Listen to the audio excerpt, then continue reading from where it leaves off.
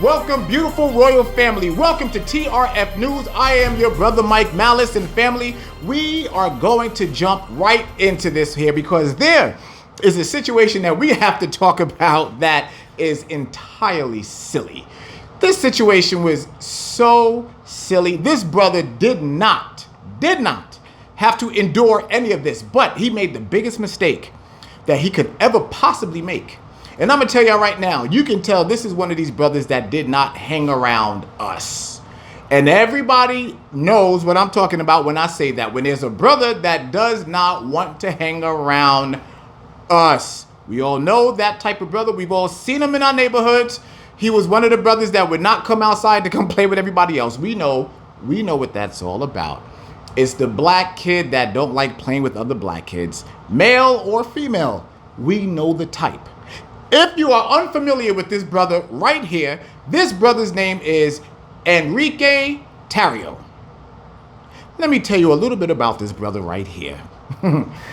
This man right here, first and foremost, is an Afro-Cuban, which means he hails from the tribe of Manasseh, because the Cubans are the tribe of Manasseh according to the scriptures. Now, this brother, he thought it was a good idea to join, or no, should we not even join, but to create a militia type organization. Now, let me just be very open and honest. We know those militias are not for our people.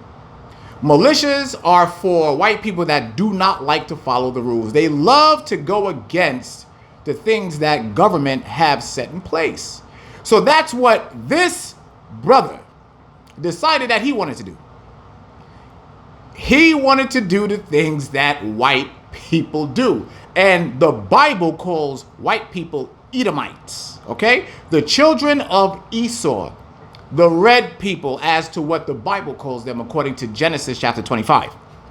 So that's what this brother did. So now what we're going to do here, I'm going to read you 2 articles so that you can see the ridiculousness of this situation. But you have to remember, this brother put himself in this situation. You cannot make this up.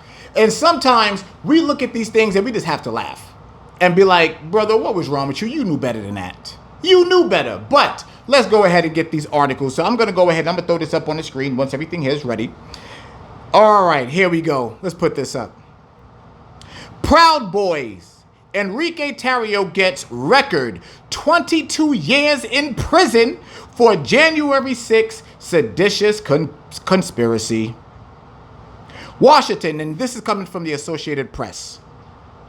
Former Proud Boys leader Enrique Tarrio was sentenced Tuesday to 22 years in prison for orchestrating a failed plot to keep Donald Trump in power after the Republican lost the 2020 election, capping the case with the stiffest punishment that has been handed down yet for the U.S. Capitol attacks.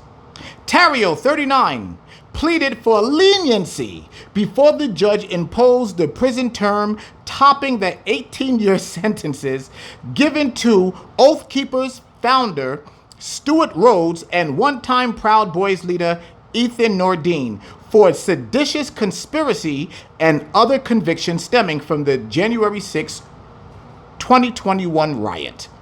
Tarrio, who led the neo-fascist group as it became a force in mainstream Republican circles, lowered his head after the sentence was imposed, then squared his shoulders.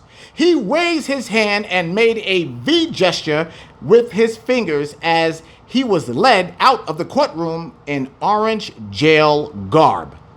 His sentencing comes as the Justice Department prepares to put Trump on trial at the same courthouse in Washington on charges that the then president illegally schemed to cling to power that he knew had been stripped away by voters. Now, let me talk to you for a second. Many of us already know where this man went wrong. First and foremost, this brother tried to do the things that white people do and create his own militia.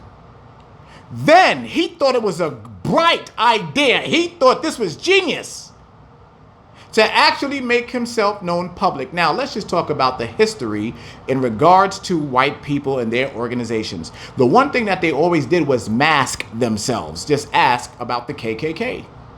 And every other little racist organization that they had, they always kept their identity sealed. But this man decided that he was going to just come out. I just guessed the black was going to protect him, right?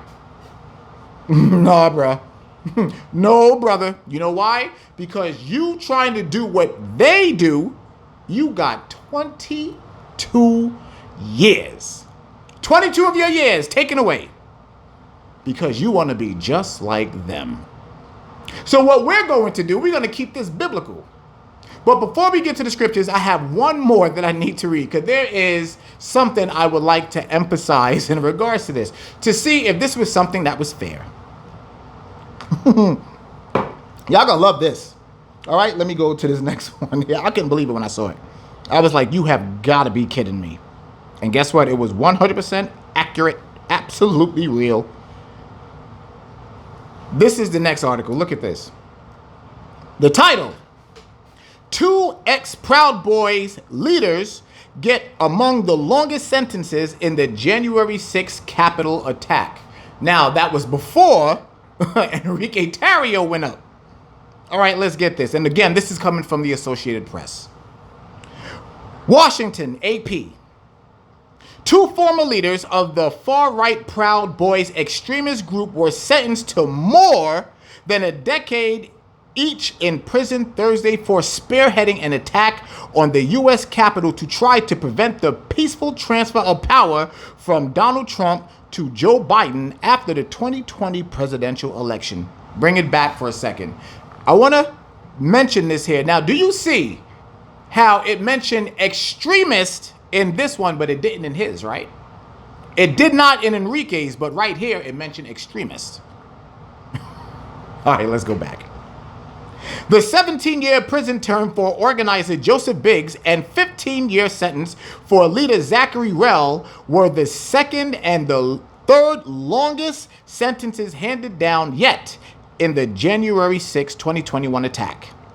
They were the first Proud Boys to be sentenced by the U.S. District Judge Timothy Kelly, who will separately preside over similar hearings of 3 others who were convicted by a jury in May. After a 4-month trial in Washington that laid bare far-right extremists' embrace of lies by Trump, a Republican, that the 2020 election was stolen from him. Enrique Tarrio, a Miami resident who was the Proud Boys' national chairman and top leader, is scheduled to be sentenced Tuesday. His sentencing was moved from Wednesday to next week because Kelly was sick. Tarrio, listen to this. Tarrio wasn't in Washington on January 6th. He had been arrested 2 days before the Capitol riot on charges that he defaced a Black Lives Matter banner during an earlier rally in the nation's capital, and he complied with the judge's order to leave the city after his arrest.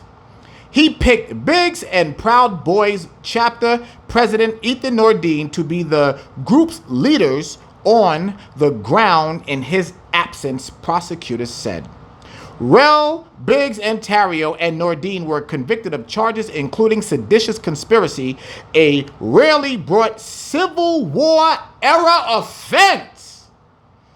A 5th Proud Boys member, Dominic Pizzola, was acquitted of seditious conspiracy but convicted of other serious charges. Now, family, if y'all want to read the rest of that, both links will be in the description. But now we got to talk about something here, family, because now we got to see the nonsense. First and foremost, the brother wasn't even in Washington.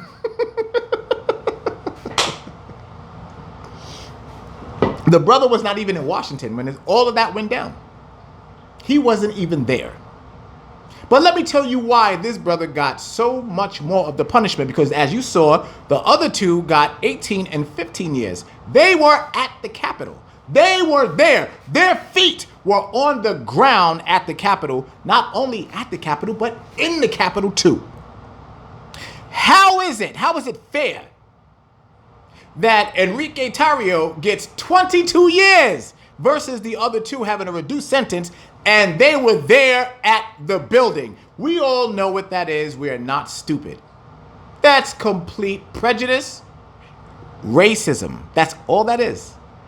That's all that is. But this brother knew better. He knew better.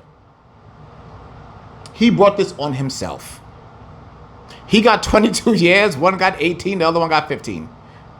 But do you also know why they were so upset with him? With Enrique Tarrio. Did you hear what else he did? When they arrested him because he defaced a Black Lives Matter banner. Now, y'all already know me. I'm not about that Black Lives Matter nonsense. We already went over that. It is ran and created by lesbians, and it was financed by George Soros. We already know that. That's why he got in trouble. Because the Black Lives Matter movement was created and funded by Edomite white people. He was never supposed to touch that. And what they do? They slapped his wrists 3 different times and said, boy, you know better than that. That's just real. So now what we're going to do, we're going to jump in these scriptures. I want to show you what your Christian pastor never showed you. I want to show you what this actually says. All right, so let's go ahead and get this here because we're going to have a good old time reading this. Family, please open your Bibles to the 1611 King James Version Bible with the Apocrypha. Let's go ahead and get this. We are going to go to the book of Ecclesiasticus, not Ecclesiastes, Ecclesiasticus, chapter 10. The book of Ecclesiasticus, chapter 10. As a matter of fact, chapter 12, excuse me. The book of Ecclesiasticus, chapter 12, we're going to go down to verse 10. My apologies. Look at what this says. Never trust thine enemy, for like as iron rusteth, so is his wickedness. Verse 11. Though he humble himself and go crouching, yet take good heed and beware of him. And thou shalt be unto him as if thou hast wiped a looking glass, and thou shalt know that his rust hath not been altogether wiped away. Now, family, that's the Most High telling our people, blacks, Hispanics, and Native Americans, do not trust your enemy. So now, many people may be like, I have a lot of enemies, but who is the Bible talking about? Who is the Bible referencing when it's talking about blacks, Hispanics, and Native Americans' enemies? Well, to give you that answer, that's everybody else on the planet, every other nation. But this right here is talking about somebody specifically. Specifically. So now what we're going to have to do is go to the book of Malachi, chapter 1 and verse 4.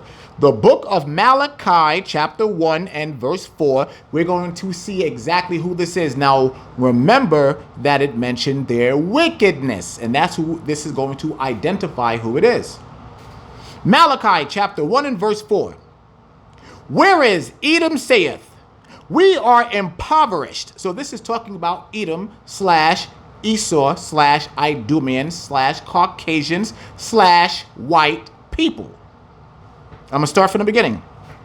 Whereas Edom saith, we are impoverished, but we will return and build the desolate places. Thus saith the Lord of hosts, they shall build, but I will throw down. If you're unfamiliar, this is talking about the time during the Renaissance era. This is the time after 70 AD when Rome and all of the other Edomites started attacking our people and put us back into slavery. This slavery has been a long process, just to let you know. But I will throw down, and they shall call them the border of wickedness and the people against whom the Lord hath indignation forever. Now, if you are unfamiliar with any of these scriptures here, this is letting you know that God does not like white people. As a matter of fact, it says that he hates white people. He hates them. He hates Esau. According to the scriptures, he hates Esau. So, what we're going to do, First and foremost, because I know there's a lot of new Christians that are watching, right? And y'all love to deal with the New Testament. So I want you to go to Romans chapter 9 and verse 13. We are going to the book of Romans chapter 9 and verse 13. Let's see exactly what this says. Here it is. As it is written, Jacob have I loved. Jacob are the Israelites, blacks, Hispanics, and Native Americans. But Esau, those are Caucasians. But Esau have I hated. God hates white people according to the scriptures. That is not racism, that is scripture. I'm reading the scriptures. I am reading the Bible. Now, because you are not familiar with that does not mean that this is not true. It is absolutely true. Just because your Christian pastor did not teach you this does not make this a lie. This is what the Bible actually says. Actually says. Now let's continue. Now I want you to go to the book of Deuteronomy chapter 28 and verse 68 because we are going to prove that this is talking about our people. Deuteronomy chapter 28 and go down to verse 68. Let's see what this says. Now we all know about slavery, right? Let's see if slavery is in the Bible according to history. Deuteronomy chapter 28 verse 68. And the Lord shall bring thee into Egypt again with ships. Egypt means slavery according to Exodus chapter 20 and verse 2. Egypt is another name for slavery. I'm going to start again. And the Lord shall bring thee into Egypt again with ships. These are slave ships. By the way whereof I spake unto thee, by the way that I'm telling you it is going to happen, thou shalt see it no more again. We will not see Jerusalem again because we were removed from our holy land. And there ye shall be sold unto your enemies for bondmen, slave men, and bondwomen, slave women, and no man shall buy you. And no man shall buy you means save you. Not Martin Luther King, not Malcolm X, not Marcus Garvey, not Barack Obama. There's only one person that will save us out of this, and his name is Yahushua, who the world calls Jesus. And it is not a white man, he is a Negro man. He is a dark-skinned black man with an afro, and that is according to Revelation chapter 1. Also the book of Daniel, also all over these scriptures. So now, you have to be thinking, well, wait a second, all this is talking about the political arena, right? The political arena, voting and all that good stuff. Let's see if the Most High gave his Israelites any instructions when it comes to politics and voting and setting people up over us. Please go to the book of Deuteronomy chapter 17 verse 15. The book of Deuteronomy chapter 17 verse 15. Let's go ahead and see exactly what that says. Watch this. Thou shalt in any wise set him king over thee, whom the Lord thy God shall choose, one from among thy brethren shall thou set king over thee. Thou mayest not set a stranger over thee, which is not thy brother. So for those of you who are not understanding that means that you cannot put anybody over you into power that is, number one, not an Israelite, and that they must be a practicing Israelite, keeping the laws, statutes, and commandments. That is what it says. If you go into a voting booth, voting for anyone outside of those conditions, you are in sin and you are going to pay the consequences. The God of Israel told us we could not do that. But what happens? Many of you listen to your constituents, you listen to your church. Do you know that they set up voting booths inside a church? In the church. And the Bible says that we can't do that. They will have us voting for white people and all other nations. They will have us voting for other black people that is not in the truth. You are in sin. Sin. And our people wonder why we are in so much trouble. We wonder why the Most High keeps his back turn to us because we are a rebellious, stiff-necked people. And Enrique Tarrio, he understands that now because of that man's disobedience, because of his allegiance with his enemy, the Most High said he will spend 22 years in prison. Not even in jail, prison.